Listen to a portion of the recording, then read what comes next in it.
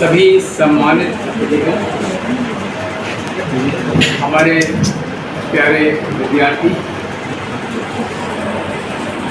Noida authority के सभी अधिकारीगण, हमारे रिटायर्ड पुलिस के और अन्य विभागों से सेवानिवृत्त, और हमारे प्रिंसिपल डिग्री कॉलेज साहब और जितने भी यहाँ उपस्थित।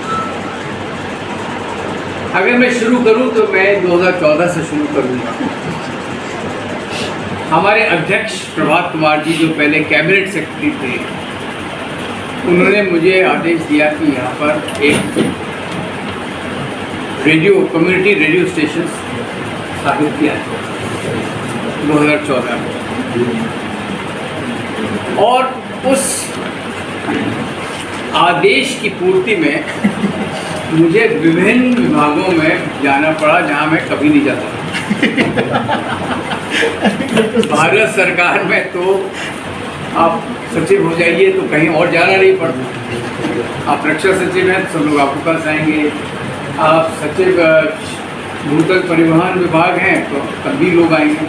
तो ये पहला मौका था कि मैं जगह जगह गया, और 2 साल लगे। मैं इसलिए बताना चाह रहा हूँ कि अगर मन में आप ठान लेंगे कि करना है तो वो हो जाए। सच बात, बिल्कुल। 2 साल लगे, विभिन्न संयुक्त सचिवों से मिलने का मौका मिला। फिर हमारे सौभाग्य से हमारे उत्तर प्रदेश काडर के IAS अधिकारी PK सिन्हा साहब आ गए टेलीकॉम सेक्टर में। तो उन्होंने मेरे निरंतर टेलीफोन करने के बाद बड़े थक गए। उन्होंने कहा कि भाई इनका सैंक्शन कर दो। तो हो नहीं रहा था सैंक्शन, बड़ी मुश्किल से हो गया। फिर ये हम लोगों ने विभिन्न विभागों से एक, जो भी आप लोग IAS के लिए और अन्य विभागों के लिए तैयारी कर रहे हैं, मैं बताना चाहूँगा कि एक चीज़ होती है जो भारत सरकार ने शुरू की है, कॉर्पोरेट सोशल रिस्पॉन्सिबिलिटी। उसमें विभिन्न विभागों को निर्देशित किया गया है, आदेशित किया गया है और कानूनन आदेशित किया गया है कि जितने भी उनके पिछले 3 साल के प्रॉफिट्स हों, उसका एवरेज जो है आपको हर साल कॉर्पोरेट सोशल रिस्पॉन्सिबिलिटी में खर्च करना पड़ता है। तो आई थिंक वो गेल और पता नहीं कहाँ का पावर ग्रिड कॉर्पोरेशन जगह जगह गए। तो हमारे साथी स्वर्गीय सुशील त्रिपाठी जी की बड़ी मेहनत से हम लोगों को पैसा मिला, और तिलपता गांव में ये हमारा कम्युनिटी रेडियो स्टेशन लगा। उसके बाद भी अनेक समस्या आए, पर एक बार लग गया तो महेश सक्सेना जी ने ये सुनिश्चित कर लिया कि वो सफलतापूर्वक चले। ये कहाँ से पैसा रेज करते हैं मुझे नहीं मालूम। जगह जगह से भीख मांगते हुए, क्योंकि ये महात्मा महेश सक्सेना जी कहते हैं।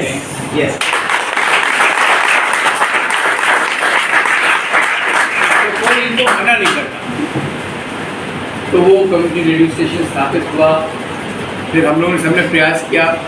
तीनों अथॉरिटीज़ ने बहुत मदद की। आज भी चल रहा है।